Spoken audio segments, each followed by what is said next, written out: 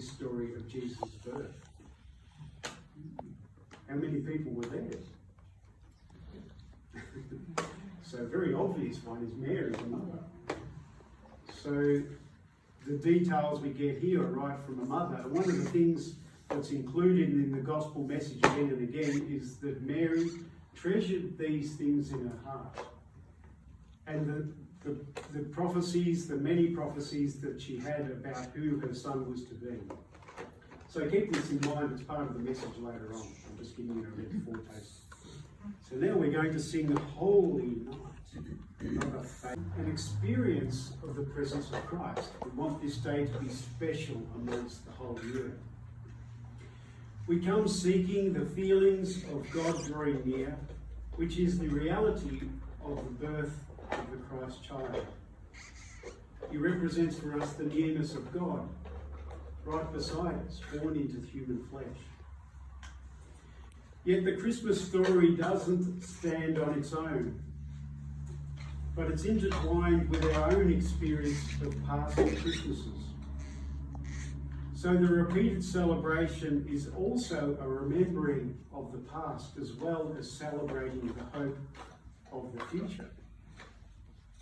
The future hope which sustains us in our faith, that we're waiting for that time when this Christ child that was born so fragile into this world will return with glory and with power to once and for all take us to be in our home. When Luke writes in his gospel about the birth narrative of Jesus, he's also investing himself in the story. He also has many memories of how the Christian church has celebrated from the very beginning the birth of Christ. And so he invests those into his gospel story as well. And we read throughout the gospel not only a narrative story, but it's a hope that looks to the future. And the birth of this child is the beginning of that hope, the fulfillment of so much prophecy that had been pointed to a time when God would deal with people's sins so that he could bring them near to himself. It is a narrative that is present in two of the Gospels. So it wasn't foundational for the whole story.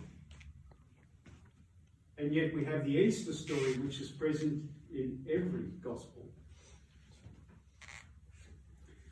So in the story we see the fragility of the human condition.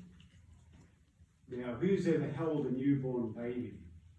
I know there's plenty of mums have. I was there at the birth of my child and got to trim off his umbilical cord. Yes. And for your firstborn, it feels like you're going to break this small, fragile little baby. But the nurses, when they pick them up, it's like under the arm, off they go, and you think, wow, be careful.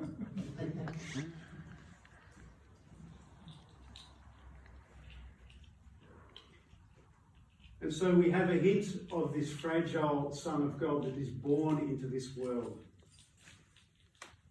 And we have a hint of God sustaining, his ability to sustain this fragile infant through all the dangers that will follow through Jesus' life.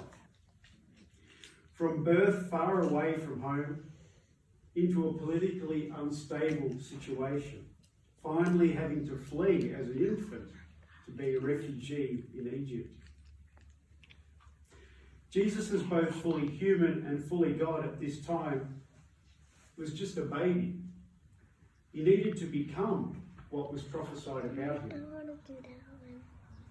He needed to grow, to learn, develop into that very special image of God that we celebrate today. The model of what God had in mind for all of humanity. This was the pattern that God had set before us, to live amongst us, to show what love is. And so we first learnt of the blessings of the baby when we learnt in our own family that the baby was on the way. I think we'd been married a couple of years before we first got pregnant. I like to say that we, because my wife did all the suffering. But even before the first scans, when you learn that the pregnancy's coming, you have all these imagination sets in.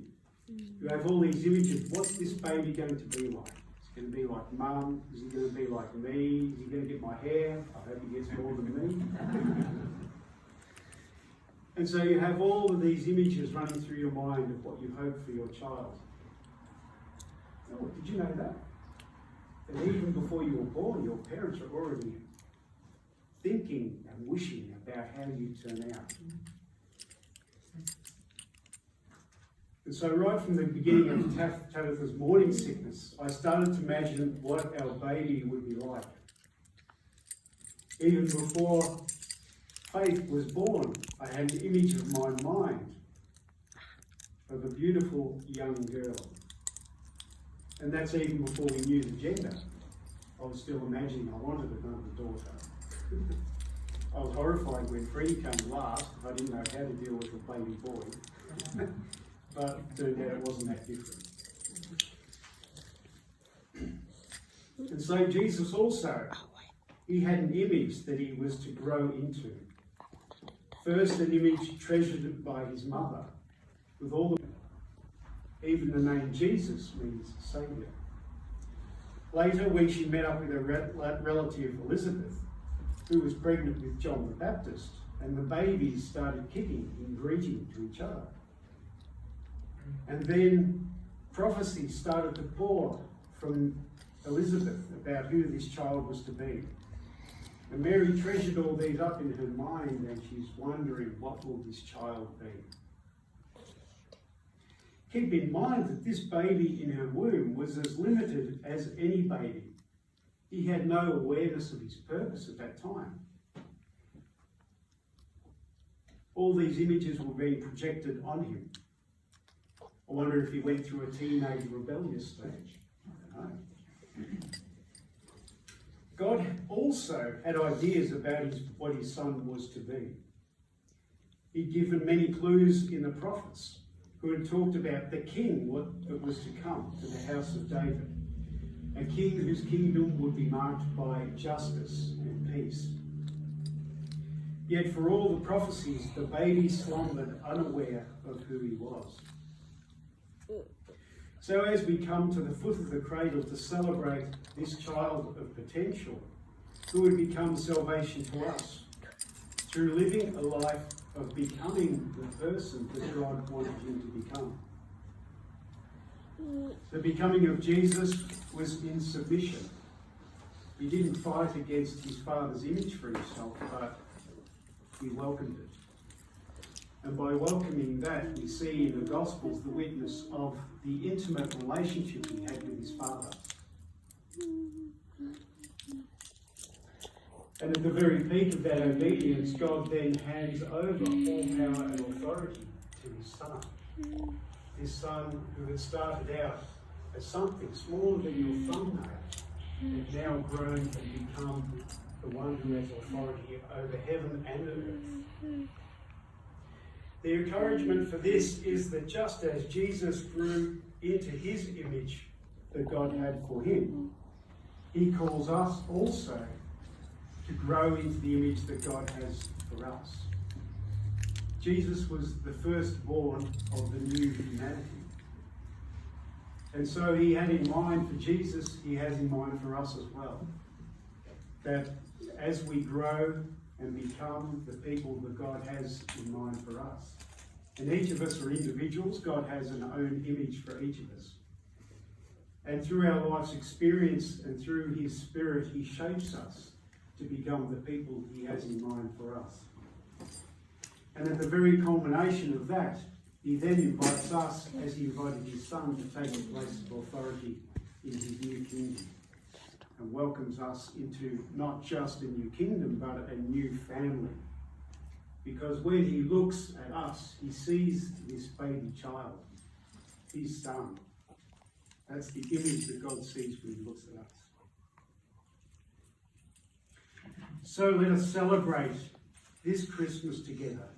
And we're going to celebrate with the song, Mary's Boy Child. That as we gaze upon the child in the manger, we're also gazing at what God sees in us. his children.